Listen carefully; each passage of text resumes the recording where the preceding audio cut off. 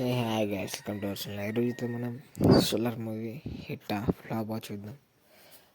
ప్రభాస్కి అయితే సాహో ఆదిపురుష్ ఫ్లాప్ కావడం జరిగింది, కానీ సలార్ మాత్రం బ్లాక్ బస్టర్ హిట్గా నిలిచిపోయింది.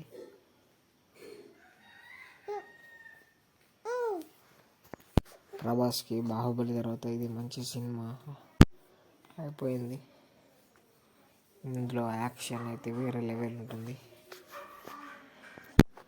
ప్రశాంత్ నీల్ సినిమాటోగ్రఫీ అయితే వేరే లెవెల్ ఉంది. అందరూ బాగా ఇష్టపడ్డారు. ప్రభాస్కి ఎన్నో రోజుల తర్వాత ఒక బ్లాక్ బస్టర్ మూవీ అయితే పడింది, అదే సలార్. ఈ సమాచారం నచ్చినట్టయితే లైక్ చేయండి, సబ్స్క్రైబ్ చేసుకోండి, అలాగే బెల్ ఐకాన్ ట్యాప్ చేయండి.